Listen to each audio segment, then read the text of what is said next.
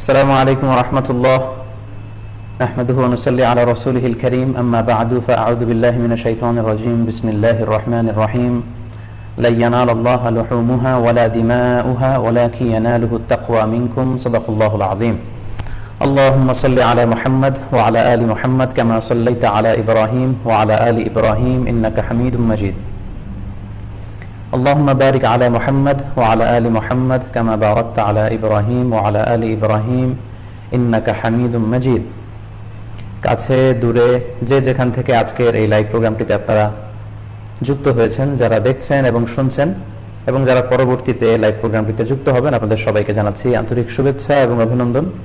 আহলান ওয়া সাহলান ওয়া মারহাবান বিকুম ফি হাযাল লিকা আত-তাইয়িব আল মুবারাক।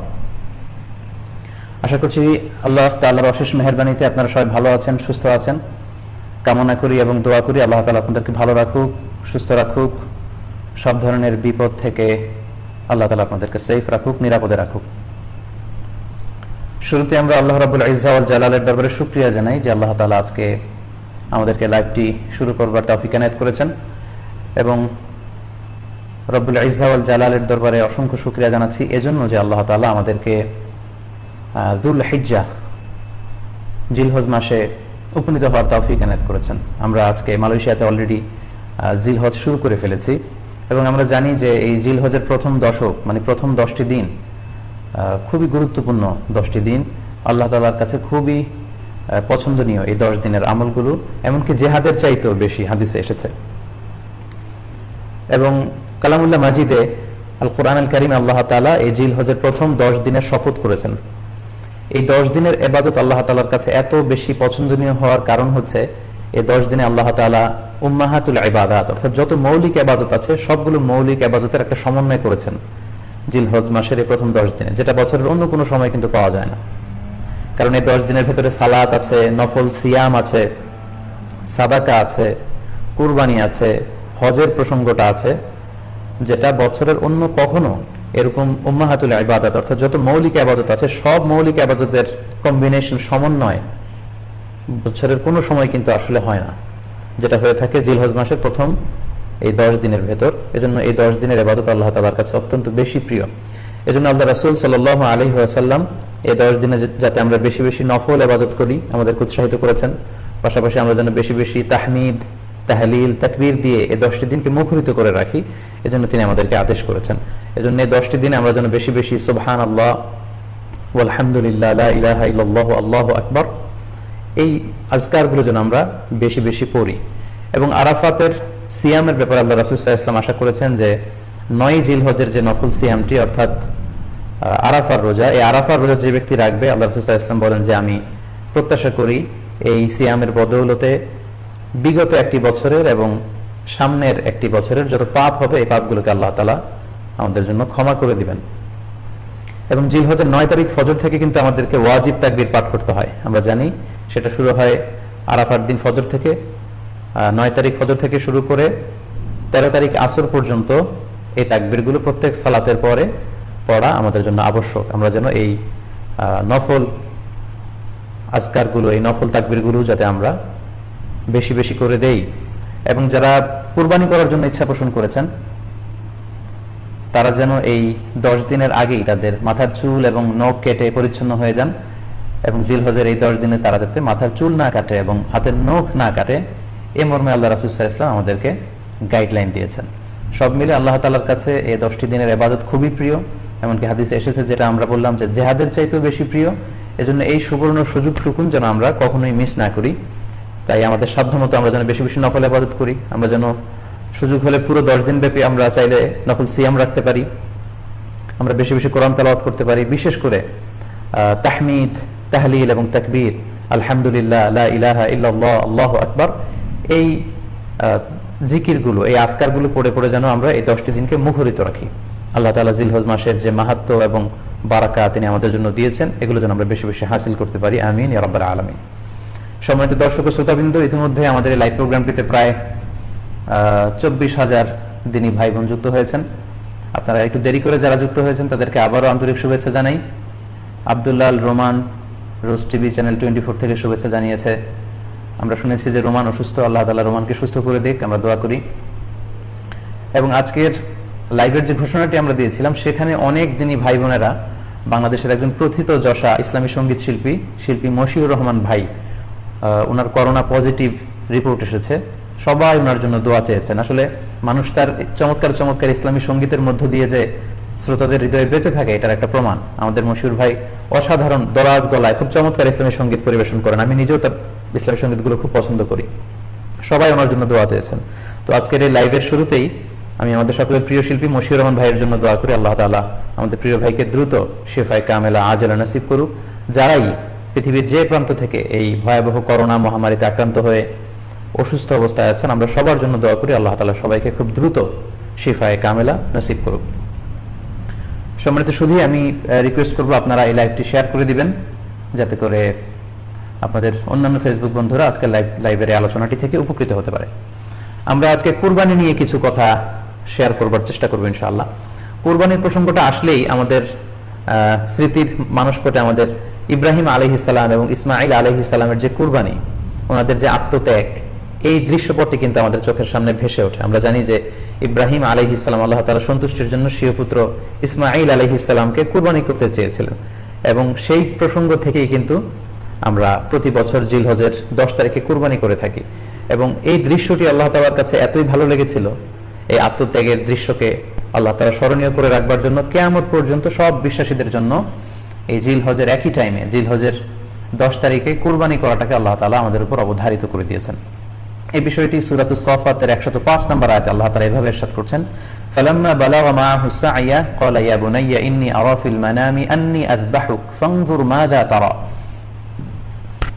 অর্থাৎ ইসমাঈল আলাইহিস সালাম যখন একটু বড় হলেন, বাবার সাথে হাঁটতে পারেন, দৌড়াদৌড়ি করতে পারেন, ঠিক তখন ইব্রাহিম আলাইহিস সালাম স্বপ্নে দেখলেন যে তিনি ইসমাঈল আলাইহিস সালামকে কুরবানি করছেন, এবং স্বপ্ন দেখেই তিনি সরাসরি ছেলের সাথে কনসালটেশনে গেলেন, পরামর্শ করলেন যে বাবা, আমি তো স্বপ্নে দেখেছি যে আমি তোমাকে কুরবানি করছি, ফানজুর মাযা তারা, what do you think about it, what's your opinion about it, তোমার মতামত কি সেটা তুমি আমাকে বলো। তখন সাইয়েদনা ইসমাঈল আলাইহিস সালাম অত্যন্ত সাহসিকতার সাথে বলিষ্ঠ একটি জবাব দিয়েছিলেন, সেটাও আল্লাহ তাআলা কোরআনে সরাসরি কোট করেছেন। তিনি বলেছিলেন, ক্বালা ইয়া আবাতি ফাআল মা তু'মার সাতাজিদুনি ইনশাআল্লাহু মিনাস সাবিরিন। অর্থাৎ, হে আমার সম্মানিত পিতা, আপনি যেমনটি স্বপ্নে দেখেছেন, আল্লাহ তাআলা আপনাকে যেমন আদেশ করেছে আপনি ঠিক তেমনটিই করুন। আপনি ভয় পাবেন না, ইনশাআল্লাহ আপনি আমাকে ধৈর্যশীলদের অন্তর্ভুক্ত পাবেন। একটু কি কল্পনা করা যায় যে সাইয়েদনা ইসমাঈল আলাইহিস সালাম ছোট্ট শিশু, তিনি যখন শুনলেন যে বাবা তাকে কুরবানি করবে, জবাই করবে, তার প্রত্যুত্তরে তিনি বলেছিলেন, বাবা, আমি ভয় পাচ্ছি না, আমি আপনাকে নিয়ে চিন্তিত, আপনি ভয় পাবেন না, বরং আপনি যা আদিষ্ট হয়েছেন আপনি তাই করেন। কারণ নবীরা যখন স্বপ্নে কিছু দেখে, সেটা সাধারণ মানুষের মতো স্বপ্ন নয়, সেটা ওহী, সেটা আল্লাহর পক্ষ থেকে আদেশ। তো আপনি আমাকে ধৈর্যশীল পাবেন, আপনি ভয় পাবেন না। সাইয়েদনা ইব্রাহিম আলাইহিস সালাম ইসমাঈল আলাইহিস সালামকে কুরবানি করতে শুরু করলেন, জবাই করতে শুরু করলেন। আল্লাহ তাআলার কাছে দৃশ্যটি এত ভালো লাগলো, আল্লাহ তাআলা সাইয়েদনা জিবরাইল আলাইহিস সালামকে দিয়ে জান্নাত থেকে একটি বকরি বা মেষ পাঠিয়ে দিলেন। সাইয়েদনা ইসমাঈল আলাইহিস সালামকে ছুরির নিচ থেকে সরিয়ে ফেলা হলো, আর সেখানে ইসমাঈল আলাইহিস সালামের পরিবর্তে একটি জান্নাত থেকে আনা বকরি বা ছাগলকে সেখানে কুরবানি করা হলো। আল্লাহ তাআলা বললেন, কদ সাদ্দাকতা রুইয়া, ইব্রাহিম, তুমি তো তোমার স্বপ্নকে সত্যায়ন করেছো, বাস্তবে রূপান্তরিত করেছো, তুমি তো এই কঠিন পরীক্ষায় সফলতার সাথে উত্তীর্ণ হয়েছো। সাইয়েদনা ইব্রাহিম আলাইহিস সালাম পরীক্ষায় উত্তীর্ণ হলেন, এবং বাপ বেটার এই দৃশ্যায়নটি আল্লাহ তাআলার কাছে এত ভালো লেগেছে, আরশের উপর থেকে আল্লাহ তাআলা এত পছন্দ করেছেন ওনাদের স্যাক্রিফাইসকে, কুরবানিকে, কিয়ামত পর্যন্ত আমরাও যাতে কুরবানি করি, আল্লাহ তাআলা আমাদের জন্য এটাকে অবধারিত করে দিয়েছেন। সম্মানিত শুধু এখানে আমাদের জন্য সবচেয়ে বড় যে শিক্ষণীয় বিষয়, সেটি হচ্ছে সাইয়েদনা ইব্রাহিম আলাইহিস সালামের ঔরসে যখন ইসমাঈল আলাইহিস সালাম আসে, তখন তাফসীর এসেছে ইব্রাহিম আলাইহিস সালামের বয়স ছিল 86 বছর। Could you imagine that? 86 বছর বয়সে যখন একটা সন্তান আল্লাহ তাআলা ওনাকে দান করলেন, আল্লাহ তাআলা বললেন যে সেই সন্তানকে তুমি জবাই করো। আমরা অনেক দম্পতির কথা জানি, তাদের সন্তান হয় না, 15 বছর, 20 বছর, 25 বছর পর অনেক সময় তাদের সন্তান হয়। সেই সন্তানটাকে তারা কত পছন্দ করে, সেই বাচ্চাটাকে তারা কত আদর করে। তো 86 বছর বয়সে আল্লাহ তাআলা ইসমাঈল আলাইহিস সালামকে দান করেছিলেন। এই আদরের সন্তানটাকে আল্লাহ তাআলা বলেন, তুমি কুরবানি করো। কারণ এই বয়স্ক অবস্থায় যখন ইব্রাহিম আলাইহিস সালাম ইসমাঈল আলাইহিস সালামকে পেয়েছিলেন, তখন তিনি হৃদয়টাকে উজাড় করে দিয়ে নিজের ছেলেটাকে ভালোবাসতে শুরু করলেন, এবং হৃদয়ের ভালোবাসার জায়গাটার মধ্যে যে সিংহাসন, সেই সিংহাসনে তিনি ইসমাইলকে বসিয়েছিলেন। আল্লাহ তাআলা চেয়েছিলেন যে ইসমাইলকে সেখান থেকে সরিয়ে ওই ভালোবাসার সিংহাসনের জায়গাটাতে তুমি যেন আল্লাহ তাআলাকে স্থান দাও, এবং সেই পরীক্ষাটাই তিনি বেসিক্যালি সাইয়েদনা ইব্রাহিম আলাইহিস সালামের কাছ থেকে করেছিলেন, এবং সেই পরীক্ষায় সাইয়েদনা ইব্রাহিম আলাইহিস সালাম সফলতার সাথে উত্তীর্ণ হয়েছিলেন। অর্থাৎ আল্লাহ চেয়েছিলেন যে তোমার হৃদয়ের ভালোবাসার সবচাইতে বড় জায়গাটা হচ্ছে ইসমাইলের, তোমার পুরো হৃদয়টা জুড়ে আছে ইসমাইল। আমি চাই তুমি আমার সন্তুষ্টির জন্য এই ইসমাইলকে বিলিয়ে দাও, এই ইসমাইলকে কুরবানি করে দাও। সম্মানিত শুধু এই স্টোরিটা থেকে আমাদের জন্য শিক্ষা হচ্ছে যে সাইয়েদনা ইব্রাহিম আলাইহিস সালামের হৃদয়ের সবচাইতে পছন্দনীয় বিষয়টা ছিল ইসমাইল। তিনি ইসমাইল আলাইহিস সালামকে, নিজের ছেলেকে বেশি পছন্দ করতেন। ইব্রাহিম আলাইহিস সালামের হৃদয়ে যেমনি ইসমাইল ছিল, আমাদের প্রত্যেকের হৃদয়ে কিন্তু এরকম এক একটা ইসমাইল আছে, কল্পিত ইসমাইল, রূপক ইসমাইল। আমাদের কারো হৃদয়ের ইসমাইল হচ্ছে আমাদের টাকা পয়সা, আমাদের কারো হৃদয়ের ইসমাইল হচ্ছে আমার ব্যাংক ব্যালেন্স, আমাদের কারো হৃদয়ের ইসমাইল হচ্ছে আমার দামি গাড়ি, আমাদের কারো হৃদয়ের ইসমাইল হচ্ছে আমার দামি গাড়ি, আমাদের কারো হৃদয়ের ইসমাইল হচ্ছে আমাদের যশ, খ্যাতি, আমাদের ক্ষমতা, প্রতিপত্তি, এগুলো। আল্লাহ তাআলা চান আমাদের প্রত্যেকের যার যার হৃদয়ের ইসমাইল যেটা, সেটাকে আমরা আল্লাহ তাআলার সন্তুষ্টির জন্য উৎসর্গ করতে পারবো কিনা, আল্লাহ তাআলার খুশির জন্য শুধুমাত্র আল্লাহ তাআলার জন্য আমার হৃদয়ের ইসমাইলটাকে আমি স্যাক্রিফাইস করতে পারবো কিনা। এই শিক্ষাটা দেওয়ার জন্যই বেসিক্যালি আল্লাহ তাআলা এই কুরবানিকে আমাদের জন্য প্রেসক্রাইব করেছেন। আল্লাহ তাআলা চান যে আমাদের হৃদয়ের পুরো জায়গাটা জুড়ে যেন আল্লাহ তাআলার সন্তুষ্টি, আল্লাহ তাআলার ভালোবাসা, আল্লাহকে যে আমরা ফিল করি, আল্লাহকে যে আমরা ভয় পাই, সেই জায়গাটাতে যেন আমরা আল্লাহ তাআলাকে রাখতে পারি। এটাই মূলত আল্লাহ তাআলা আমাদের কাছ থেকে চান, এবং আমাদের জীবনের সব কাজগুলি হবে শুধুমাত্র কেবলমাত্র আল্লাহ তাআলার সন্তুষ্টির জন্য। এজন্য বিশ্বনবী সাল্লাল্লাহু আলাইহি ওয়াসাল্লামকে কিন্তু আল্লাহ রাব্বুল আলামিন শিখিয়ে দিয়েছেন যে কুল ইন্না সলাতি ওয়া নুসুকি ওয়া মাহইয়ায়া ওয়া মামাতি লিল্লাহি রাব্বিল আলামিন। হে নবী, আপনি বলুন যে আমার নামাজ, আমার কুরবানি, আমার জীবন, আমার মরণ সবটাই তো আল্লাহর জন্য। তাই আমাদের হৃদয়ে যদি আমরা আল্লাহকে স্থান দিতে পারি, আমাদের সবকিছু, সাইয়েদনা ইব্রাহিম আলাইহিস সালাম যেমনি নিজের প্রিয় পুত্র সন্তানকে কুরবানি করেছিলেন, ঠিক তেমনি ভাবে আমাদের হৃদয়ের ইসমাইলটাকেও যদি আমরা আল্লাহ সন্তুষ্টির জন্য স্যাক্রিফাইস করতে পারি, কুরবানি করতে পারি, তাহলেই কিন্তু এই কুরবানির শিক্ষাটা আমাদের জন্য বাস্তবায়িত হবে বা সফল হবে। এবং এই শিক্ষাটা দেওয়ার জন্য আল্লাহ তাআলা এই কুরবানির বিধানকে আমাদের জন্য জারি করেছেন, যে আমাদের হৃদয়ে শুধু আল্লাহ তাআলার ভয় থাকবে। এবং এই যে আমরা কুরবানি করবে, কুরবানির রক্ত, গোশত, চামড়া কোনোটাই কিন্তু আল্লাহ তাআলার কাছে পৌঁছে না, পৌঁছে হচ্ছে আমাদের হৃদয়ের ভয়, তাকওয়াটা আল্লাহ তাআলার কাছে পৌঁছে। সূরাতুল হজ্জের 37 নম্বর আয়াতে আল্লাহ বলছেন, লা ইয়ানালাল্লাহা লুহুমুহা ওয়ালা দিমাউহা ওয়ালাকি ইয়ানালুহুত তাকওয়া মিনকুম। এই কুরবানির রক্ত, কুরবানির গোশত, এগুলো তো আল্লাহর কাছে পৌঁছে না, আল্লাহর কাছে পৌঁছে হচ্ছে তোমাদের তাকওয়া। আমরা কতটা ইখলাসের সাথে, কতটা আন্তরিকতার সাথে, কতটা আনুগত্যের সাথে আমাদের সম্পদ, আমাদের নিজেদেরকে আমরা আল্লাহর কাছে সুপর্দ করতে পেরেছি, আমরা কতটা আল্লাহর সমর্পিত বান্দা হতে পেরেছি, এটাই হচ্ছে এই কুরবানির শিক্ষা, যেটা সাইয়েদনা ইব্রাহিম আলাইহিস সালাম গোটা বিশ্ববাসীর জন্য নিদর্শন এই ঘটনার মধ্য দিয়ে কিন্তু আমাদের জন্য রেখে গিয়েছেন। তাই আমরা এই কুরবানির মধ্য দিয়ে এটা যেন ফিল করি যে আমাদের সবটুকু আমরা আল্লাহর জন্য বিলিয়ে দিতে প্রস্তুত আছি। সম্মানিত, শুধু এই কুরবানির দিনে ইয়ামুন নাহারে বা 10 জিলহজে আমরা যে কুরবানি উদযাপন করবো, ঈদুল আজহা উদযাপন করবো, এই দিনের সবচাইতে প্রিয় আমল হচ্ছে আল্লাহ তাআলার কাছে পশু জবাই করে, যেটা আমরা বলেছি ইব্রাহিম আলাইহিস সালামের সেই ঘটনার, সেই দৃশ্যায়নের পুনরাবৃত্তি আল্লাহ তাআলা সেটা দেখতে চান। আমরা পশু জবাই করে রক্ত প্রবাহিত করে দেয়, এটা আল্লাহ তাআলার কাছে খুবই পছন্দনীয়। সুনানে তিরমিজিতে এসেছে, আয়েশা রাদিয়াল্লাহু তাআলা আনহা থেকে বর্ণিত, তিনি বলেন, আন্না রাসূলুল্লাহ সাল্লাল্লাহু আলাইহি ওয়াসাল্লাম قال, আল্লাহ রাসূল সাল্লাল্লাহু আলাইহি ওয়াসাল্লাম বলেছেন, মা আমিলা আদামিয়ুন মিন আমালিন ইয়াওমান নাহর আহাব্বা ইলাল্লাহি মিন ইহরাকিদ দাম। অর্থাৎ ইয়ামুন নাহারে 10 জিলহজে পশু কুরবানি দিয়ে সে পশুর রক্ত প্রবাহিত করে দেওয়ার চেয়ে শ্রেষ্ঠ কোনো আমল আল্লাহর কাছে হতে পারে না, এর চেয়ে কোনো প্রিয় আমল আল্লাহর কাছে নেই। তার মানে কুরবানির দিনে সবচাইতে প্রিয় আমল, আল্লাহর কাছে পছন্দনীয় আমল হচ্ছে কুরবানি করা। তাই আমাদের যাদের সাধ্য আছে আমরা যেন বেশি বেশি কুরবানি করি। সম্মানিত, শুধু আমরা জানি যে এই কুরবানিকে আল্লাহ তাআলা আমাদের উপর আবশ্যক করেছেন। কুরবানির হুকুম সম্পর্কে যদি বলি তাহলে বলবো যে এটা ওয়াজিব হানাফি স্কুল অফ থট অনুযায়ী, কিন্তু অন্যান্য মাযহাবে এটাকে সুন্নাতে মুআক্কাদা বলা হয়েছে। মেজরিটি স্কলাররা, জুমহুরুল ফুকাহা, ইমাম শাফিঈ, আহমদ এবং ইমাম মালিকদের মতে, তাদের মতে এটা হচ্ছে সুন্নাতে মুআক্কাদা। কিন্তু হানাফি মাযহাবে এই কুরবানি করা হচ্ছে ওয়াজিব। যেহেতু আমাদের বাংলাদেশে বেশিরভাগই হচ্ছে হানাফি মাযহাবের অনুসারী, সো এটা কিন্তু আমাদের জন্য অবধারিত। যাদেরকে আল্লাহ তাআলা সম্পদ দিয়েছেন, টাকা পয়সার মালিক বানিয়েছেন, স্বাবলম্বী করেছেন, আমাদের প্রত্যেকের উপর কিন্তু এই কুরবানি করাটা ওয়াজিব। যেহেতু কুরবানি একেবারে আমাদের সন্নিকটে, সো এই কুরবানি নিয়ে আমাদের মধ্যে অনেক ধরনের প্রশ্ন রয়েছে, এবং বিগত কয়েকদিন ধরে আমার ফেসবুক পেজের বিভিন্ন স্ট্যাটাসে, আমার মেসেজ অপশনে অনেক ভাই, দিনী ভাই এবং বোনেরা অনেক প্রশ্ন করেছেন। আসলে এতগুলো প্রশ্নের উত্তর আসলে আমাদের পক্ষে করা সম্ভব হবে না। সেখান থেকে খুবই কন্টেম্পোরারি, খুবই রেলেভেন্ট, প্রাসঙ্গিক দুই একটি প্রশ্নের ব্যাপারে আলোচনা করে আমরা আজকে সংক্ষিপ্ত লাইভটি শেষ করবো ইনশাআল্লাহ। খুব বেশি যে প্রশ্নটি করা হয়েছে সেটি হচ্ছে জানতে চাওয়া হয়েছে 7 ভাগে কুরবানি করা যাবে কিনা। এই ধরনের প্রশ্ন কিন্তু আমরা আগে শুনতাম না। রিসেন্টলি কিছু কিছু স্কলারদের আলোচনা বা এতে করে লোকজন হয়তো বিভ্রান্তিতে ভোগেন কিংবা একটা ধোঁয়াশা তৈরি হয়, ফলে এই প্রশ্নটি করা হচ্ছে। আমরা আবহমান কাল থেকে আমাদের প্রিয় মাতৃভূমি বাংলাদেশে হয়তো ছাগল কুরবানি দিয়েছি অথবা গরু কুরবানি দিয়েছি সর্বোচ্চ 7 ভাগে। সো এটা আমাদের সবার কাছে জানা ছিল, এ নিয়ে আগে সংশয় ছিল না। ইদানিংকালে অনেকের মধ্যে এই বিষয়ে সংশয় জেগেছে। কেউ কেউ বলে থাকেন যে ভাগে যদি কুরবানি দেওয়া হয় 7 জনে মিলে, গরুতে বা মহিষে বা উটে, এই ভাগে কুরবানি হবে না, এটা অনেকে বলে থাকেন। এই কথাটি আসলে ঠিক নয়। আপনি যদি ভাগে কুরবানি দিতে চান এটি জায়েজ আছে, এবং একটি উটে বা মহিষে বা গরুতে আপনি সর্বোচ্চ 7টি ভাগে কুরবানি দিতে পারবেন ইনশাআল্লাহ। এ ব্যাপারে সহিহ মুসলিমের একটি হাদিসকে আমরা এখানে উল্লেখ করতে চাই।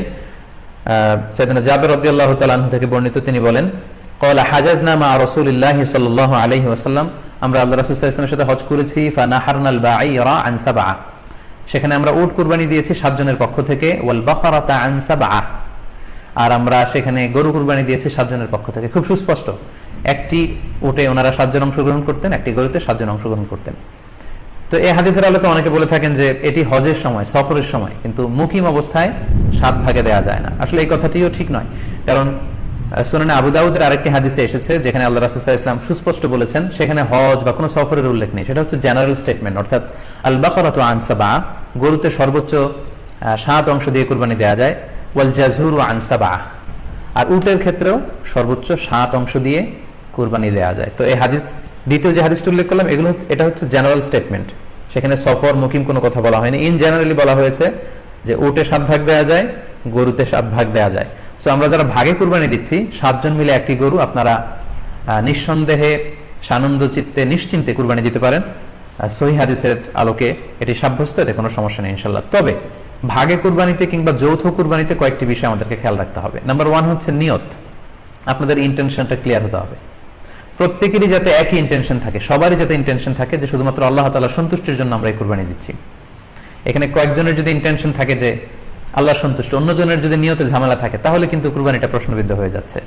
কারণ ইন্নামাল আমালু বিন্নিয়াত, ইয়ানি ইন্নামা সাওয়াবুল আমালি বিন্নিয়াত, সমস্ত কাজের প্রতিদান দেয়া হবে আপনার ইন্টেনশন বা নিয়তের উপর ভিত্তি করে।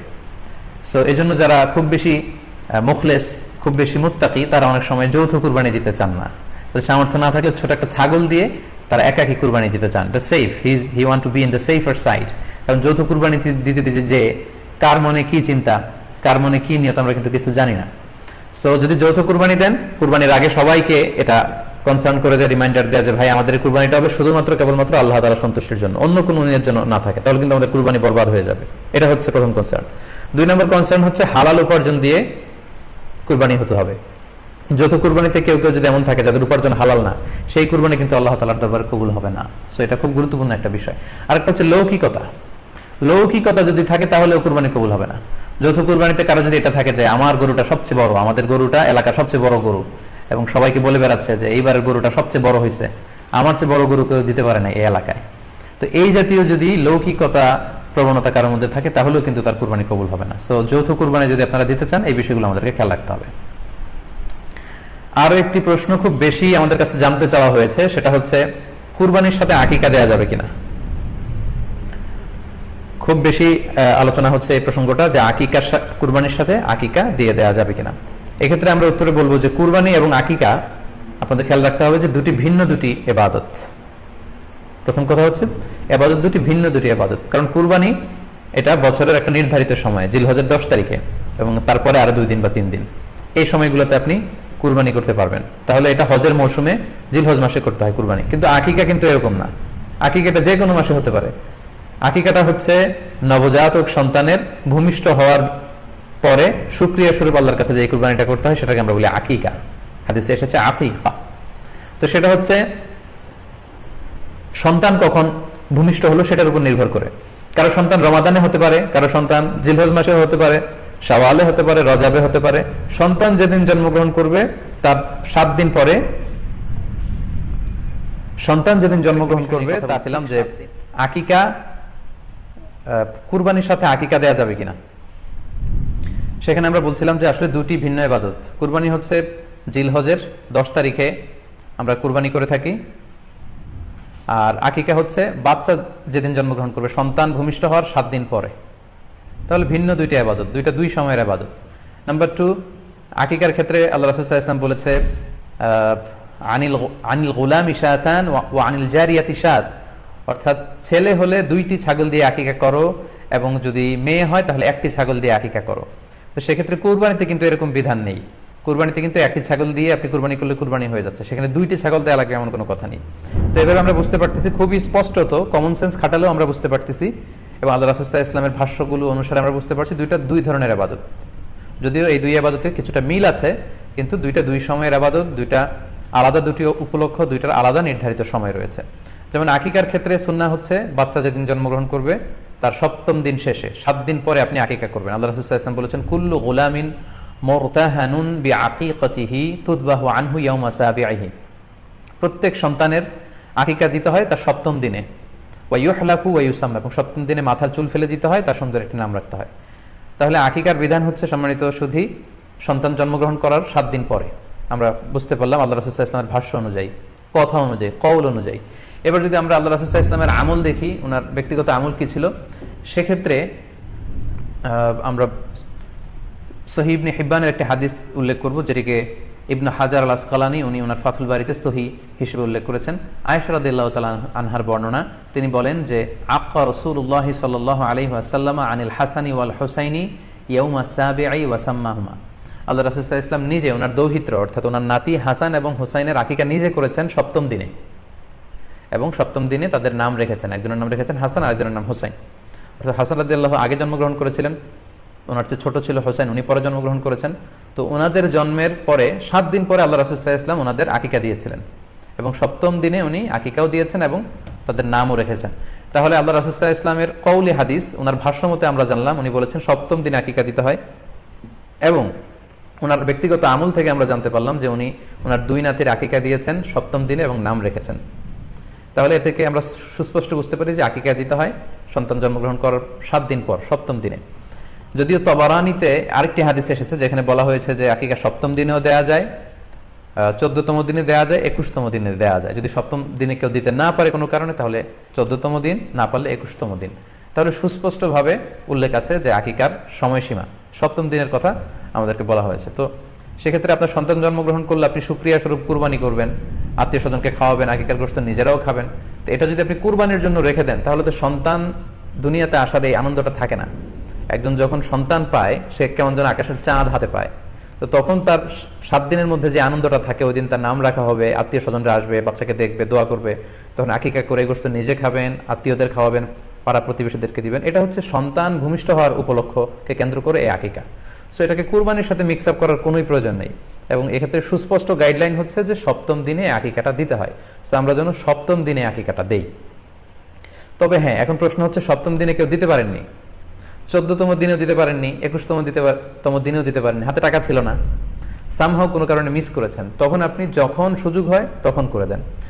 ওই প্রেক্ষাপটে আপনি যদি কুরবানির সময়ও আকিকা দিয়ে দিতে চান, এটা আদায় হয়ে যাবে ইনশাআল্লাহ, আশা করা যায় আদায় হয়ে যাবে, এবং এটা জায়েজ আছে। তবে এটা সুন্নাহ নয়। সুন্নাহ হচ্ছে 7ম দিনে আকিকা দেওয়া। পাশাপাশি গরু দিয়ে, মহিষ দিয়ে, উট দিয়ে আকিকা দেওয়াও কিন্তু সুন্নাহ নয়। আকিকা দেওয়া সুন্নাহ হচ্ছে ছাগল দিয়ে। হ্যাঁ, গরু 7 ভাগে 1টি ভাগ কুরবানির সাথে যদি আপনি আকিকা দিতে চান, আকিকা আদায় হয়ে যাবে, এটা জায়েজ আছে, কিন্তু এটা সুন্নাহ নয়। সুন্নাহসম্মত হচ্ছে আকিকা 7ম দিনে দেয়া এবং ছাগল দিয়ে দেয়া। ছেলের ক্ষেত্রে 2টি ছাগল, মেয়ের ক্ষেত্রে 1টি ছাগল। আশা করি কুরবানির সাথে আকিকার প্রসঙ্গটি আপনাদের কাছে ক্লিয়ার হয়েছে। সম্মানিত শুধু এবার আমরা শুনবো আরো একটি most asked question in this corona period, COVID-19 outbreak period. সেটা হচ্ছে, এই করোনা পরিস্থিতিতে কুরবানি না দিয়ে কুরবানির টাকা দান করে দিলে ওই সওয়াব পাওয়া যাবে কিনা। এই প্রশ্নগুলো কিন্তু আমরা আগে শুনতাম না। রিসেন্ট সময়ে, গত কয়েক বছর আগে আমরা খেয়াল করেছি যে তারকা জগতের কিছু লোক বা নাটক সিনেমা জগতের কিছু লোক এরকম ঘোষণা দিয়েছে যে আমরা টাকা বন্যার্থ লোকদেরকে দিয়ে দিলাম, আমরা কুরবানি দেব না। তো ওনাদেরকে আল্লাহ এত টাকা দিয়েছেন, ওনারা বন্যার্থ লোকদেরকেও সহায়তা করতে পারেন, আবার কুরবানিও করতে পারেন। সো একটা দিয়ে আরেকটা হবে না। আপনি যদি টাকা দান করে দেন, এটা সাদাকার সওয়াব হবে, কিন্তু কুরবানির সওয়াব কিন্তু আপনি পাবেন না। আল্লাহ রাসূল সাল্লাল্লাহু আলাইহি ওয়াসাল্লাম বলেছেন, কুরবানি করলে যেই প্রাণীটার কুরবানি করা হলো, ওই প্রাণী তার শিং নিয়ে, তার গায়ের পশম নিয়ে, পায়ের খুরগুলো নিয়ে কিয়ামতের ময়দানে দাঁড়াবে। সো এই সওয়াব থেকে কিন্তু আপনি বঞ্চিত হয়ে গেলেন। তাই এ ব্যাপারে সুস্পষ্ট কথা হচ্ছে, আপনি যদি কুরবানির টাকা দান করে দেন, দানের সওয়াব হবে কিন্তু কুরবানির সওয়াব হবে না, এবং কুরবানির এই ওয়াজিব বিধানটিও কিন্তু আদায় হবে না।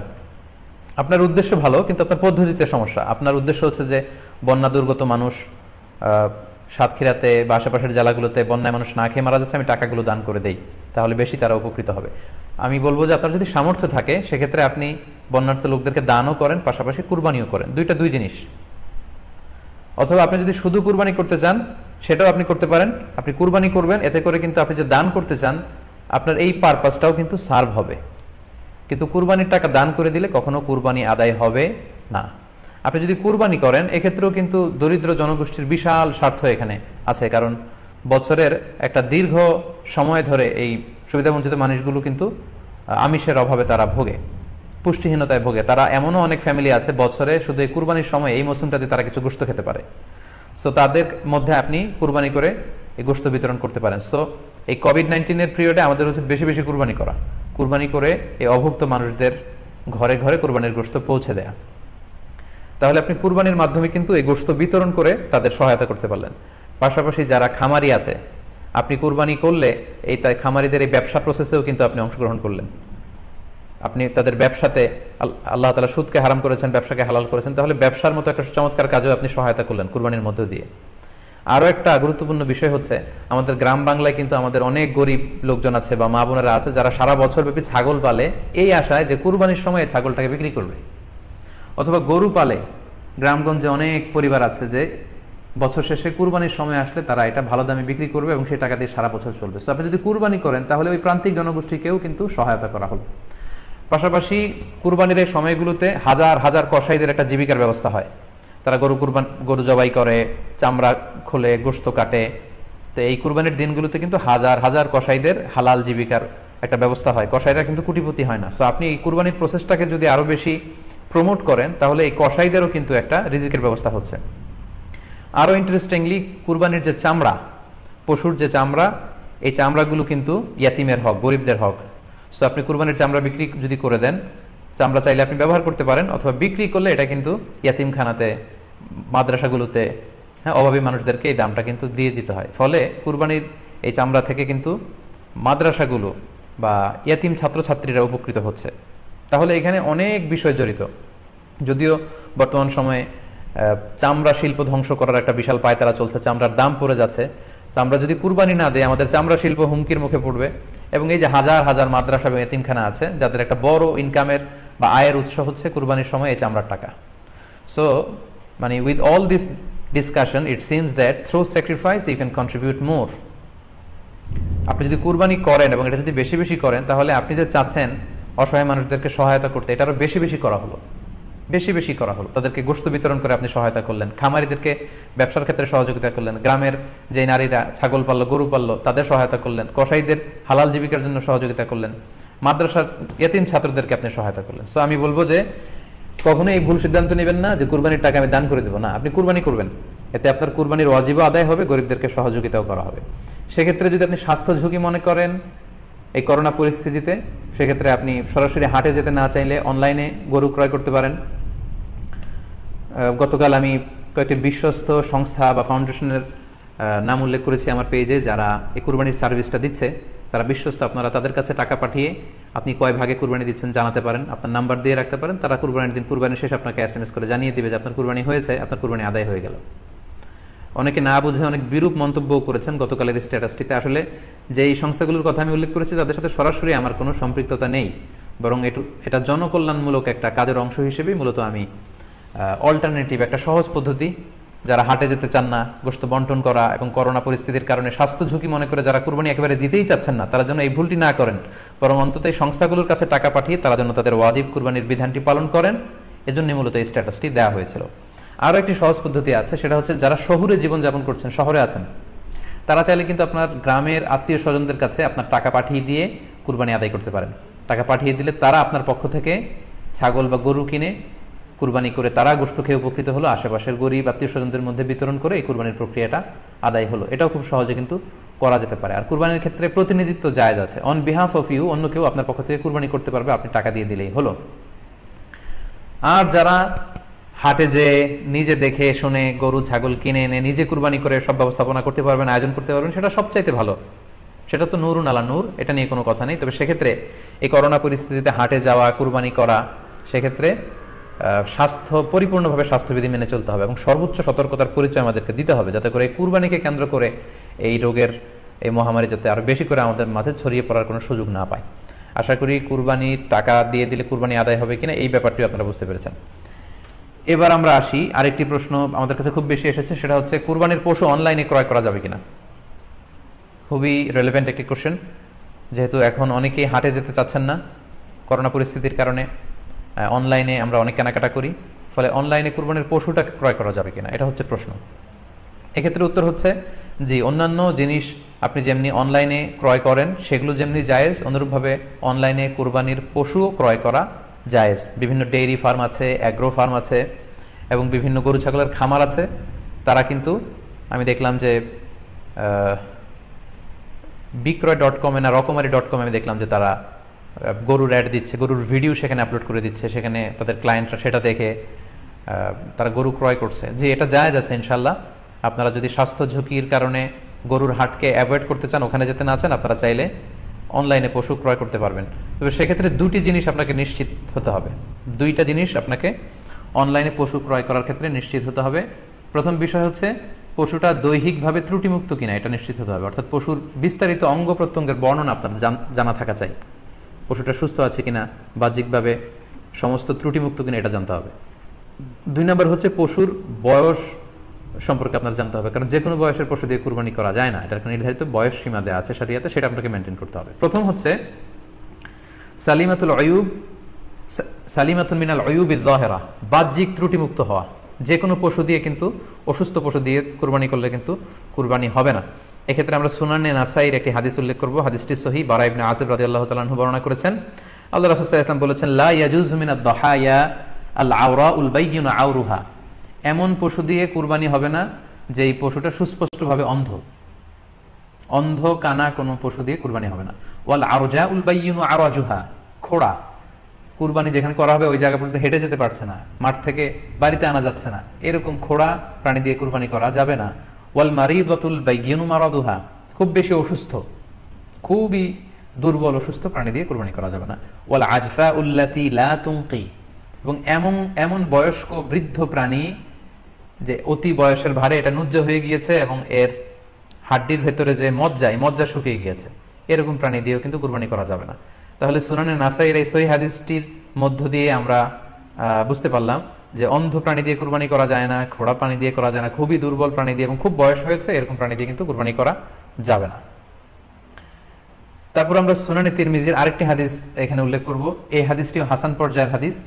বর্ণনাকারী হচ্ছেন আলী রাদিয়াল্লাহু তাআলা আনহু। তিনি বলেন, নাহা রাসূলুল্লাহ সাল্লাল্লাহু আলাইহি ওয়াসাল্লাম আইয়ুদহা বিআ'যাবিল করনি ওয়াল উযুন, অর্থাৎ আল্লাহ রাসূল সাল্লাল্লাহু আলাইহি ওয়াসাল্লাম শিং ভাঙা এবং কান কাটা এরকম প্রাণী দিয়ে কুরবানি করতে নিষেধ করেছেন। অর্থাৎ ব্রোকেন হর্নস এন্ড ইয়ার্স, কোন পশুর যদি শিং দুটো ভাঙা থাকে অথবা কান কাটা থাকে, এরকম প্রাণী দিয়ে কুরবানি করলে কুরবানি আদায় হবে না। পশুর কানের ব্যাপারে আরো সুস্পষ্ট হাদিস এসেছে সুনানে তিরমিজিতে, এটিও হাসান পর্যায়ের হাদিস।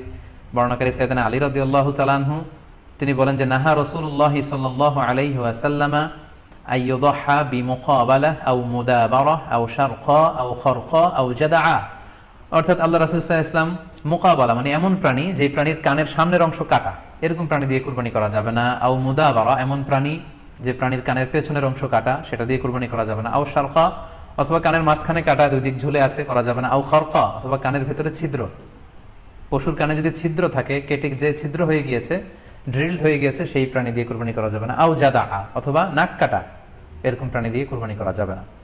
তাহলে আল্লাহ রাসূল সাল্লাল্লাহু আলাইহি ওয়াসাল্লামের ভাষ্য মতে এই প্রাণীগুলো দিয়ে কুরবানি করা যাবে না। ফলে আপনি অনলাইনে যদি পশু ক্রয় করতে চান, আপনার যে পশুটা ক্রয় করবেন এটা বাহ্যিকভাবে সুস্থ আছে কিনা, অঙ্গ প্রত্যঙ্গের বিস্তারিত বর্ণনা ভিডিওতে আপনাকে ক্রস চেক করে এবং বাড়িতে আনার পরে সেটাকে দেখে এই পারচেজটা আপনাকে নিশ্চিত করতে হবে। 2 নাম্বার খেয়াল রাখবার বিষয় হচ্ছে পশুর বয়স। কুরবানির পশুর একটা নির্ধারিত বয়স সীমা আছে। সেক্ষেত্রে উটের জন্য 5 বছর হওয়া লাগবে কমপক্ষে, গরু বা মহিষের ক্ষেত্রে কমপক্ষে 2 বছর হতে হবে এবং ছাগলের ক্ষেত্রে কমপক্ষে 1 বছর হতে হবে। আবার বলছি উট 5 বছর, গরু 2 বছর এবং ছাগল 1 বছর। তবে মেষ বা ভেড়া, দুম্বা এগুলো যদি 6 মাসের হয়, দেখতে যদি মোটা সোটা হয়, 1 বছরের মতো মনে হয়, তাহলে সেগুলো দিয়েও কুরবানি করা যাবে। সেক্ষেত্রে পশুর যে দাঁত আছে, নিচের পাটের যে পশুর দাঁত, এই দাঁতগুলোর পাশে 2টা ধারালো দাঁত থাকে, এগুলো উঠেছে কিনা এগুলো দেখে দেখে আপনারা পশুর বয়সকে নির্ণয় করতে পারবেন। তাহলে অনলাইনে ক্রয়ের ক্ষেত্রে আমাদের উত্তর হচ্ছে যে অনলাইনে আপনি পশু ক্রয় করতে পারবেন। সেক্ষেত্রে আপনাকে 2টি বিষয়ে খুব খেয়াল রাখতে হবে। এক হচ্ছে পশুর অঙ্গ প্রত্যঙ্গ ঠিক আছে কিনা, বাহ্যিকভাবে সব ধরনের ত্রুটিমুক্ত কিনা। 2 নম্বর হচ্ছে পশুর বয়স। এই 2টি জিনিস যদি আপনি এনশিওর করেন, আপনি অনলাইনে পশু ক্রয় করে সেটা দিয়ে কুরবানি করলে কুরবানি হয়ে যাবে ইনশাল্লাহ, কোনো সমস্যা নেই। আরো একটি প্রশ্ন আমাদের কাছে খুব বেশি এসেছে, সেটা হচ্ছে কুরবানি কি পুরো পরিবারের পক্ষ থেকে একজন দিতে হবে নাকি সামর্থ্যবান প্রত্যেকের দিতে হবে? আই রিপিট, আমি আবার বলছি, প্রশ্নটি হচ্ছে যে অনেকে এই প্রশ্নটি করেছেন যে পুরো পরিবার থেকে একজন দিলে হয়ে যায় নাকি সামর্থ্যবান প্রত্যেকের দিতে হয়। সম্মানিত দিনী ভাই এবং বোনেরা, এটি একটি মতবিরোধপূর্ণ মাসআলা, অর্থাৎ এই মাসআলার ক্ষেত্রে স্কলারদের মধ্যে মতভেদ পাওয়া যায়। এক্ষেত্রে 2টি মতামত। একদল স্কলার বলেছেন যে এটা পরিবারের পক্ষ থেকে একজন দিলে আদায় হয়ে যাবে। অপর মতামত হচ্ছে যে না, সামর্থ্যবান প্রত্যেকে দিতে হবে। আমরা 2টি মতামত নিয়ে আলোচনা করি। প্রথম মত হচ্ছে যে এক পরিবারের পক্ষ থেকে একজনই যথেষ্ট। এই মতামতটিও দলিলের দিক থেকে বেশ শক্তিশালী। সেক্ষেত্রে আমরা মেহনাফ ইবনে সুলাইম রাদিয়াল্লাহু তাআলা আনহুর বর্ণিত একটি হাদিস সুনানে আবু দাউদে এসেছে, হাদিসটি হাসান পর্যায়ের হাদিস। তিনি বলছেন, নাহনু উকুফুন মা রাসূলিল্লাহ বিআরাফাতিন, আমরা রাসূল সাল্লাল্লাহু আলাইহি ওয়াসাল্লামের সাথে 9 জিলহজ আরাফার ময়দানে ছিলাম। ক্বালা, তখন আল্লাহ রাসূল সাল্লাল্লাহু আলাইহি ওয়াসাল্লাম আমাদেরকে বলেছেন, ইয়া আইয়ুহান নাস, হে মানব সকল, ইন্না আলা কুল্লি আহলি বাইতিন ফি কুল্লি আমিন উদহিয়া, অর্থাৎ প্রত্যেকটি, আল্লাহ রাসূল সাল্লাল্লাহু আলাইহি ওয়াসাল্লাম বলেছেন প্রত্যেকটি ফ্যামিলির জন্য প্রতি বছর একটি কুরবানি ওয়াজিব হয়। আমি আবার বলছি, প্রত্যেক ফ্যামিলির জন্য প্রতি বছর কুরবানি দিতে হয় কয়টি? একটি। তাহলে কুরবানি পরিবারের পক্ষ থেকে একটি দিলেই আদায় হয়ে যাবে। সুনানে তিরমিজির আরো একটি হাদিস আমরা এখানে উল্লেখ করতে পারি, এই হাদিসটিও সহিহ। সাইয়েদনা আতা ইবনে ইয়াসার রাদিয়াল্লাহু তাআলা আনহু উনি আবু আইয়ুব আল আনসারী রাদিয়াল্লাহু তাআলা আনহুকে জিজ্ঞেস করেছিলেন যে কাইফা কানাতিল উদহিয়া ফি আহদি রাসূলিল্লাহ, হে আল্লাহর নবীর সাহাবী, আল্লাহ রাসূল সাল্লাল্লাহু আলাইহি ওয়াসাল্লামের জামানাতে কুরবানি কেমন হতো, কিভাবে তারা কুরবানি দিতেন?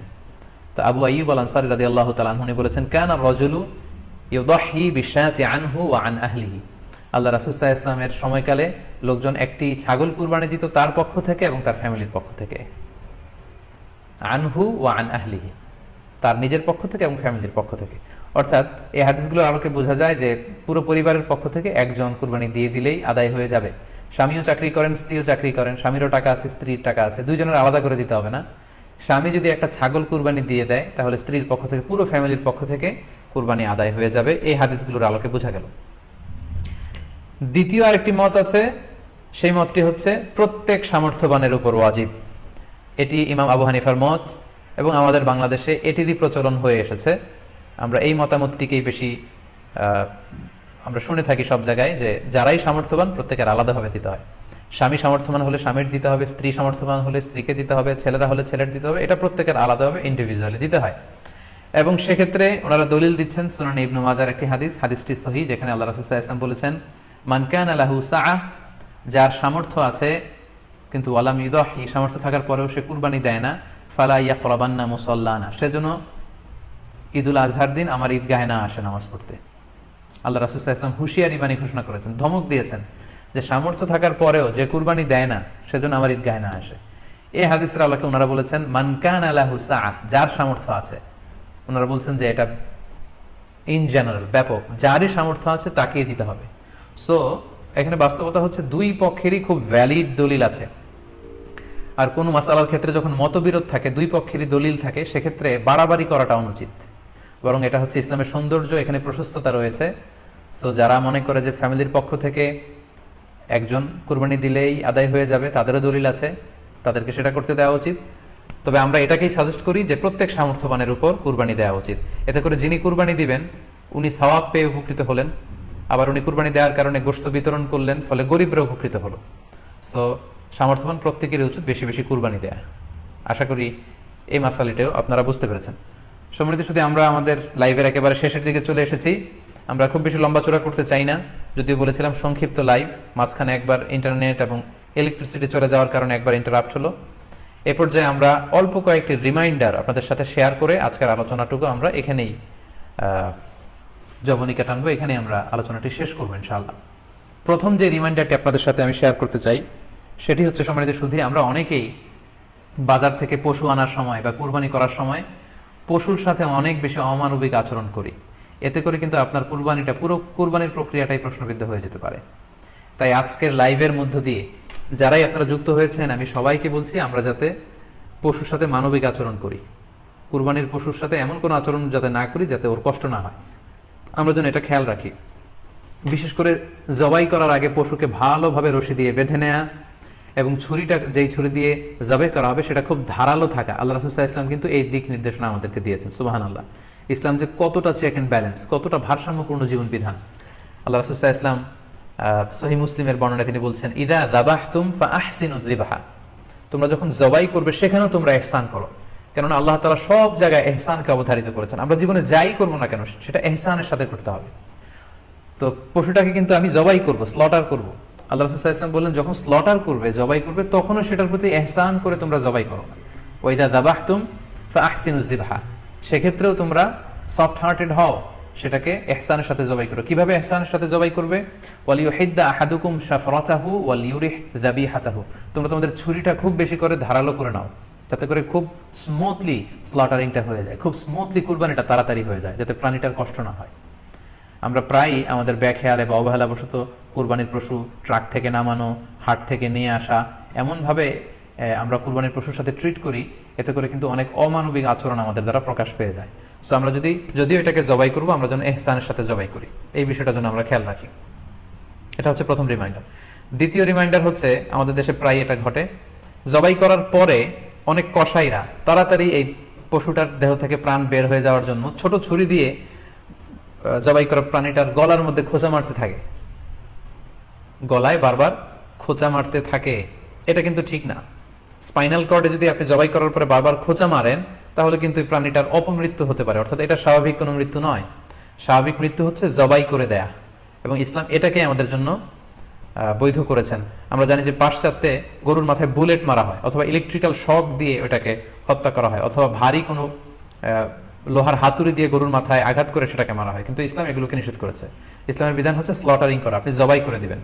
সেক্ষেত্রে আমার মনে হয় 10 থেকে 15 মিনিট যদি আমরা একটু ওয়েট করি, গরুর দেহ থেকে সবগুলো রক্ত কিন্তু বের হয়ে যাবে, ফলে এটার গোশতটা উপাদেয় হবে আমাদের জন্য।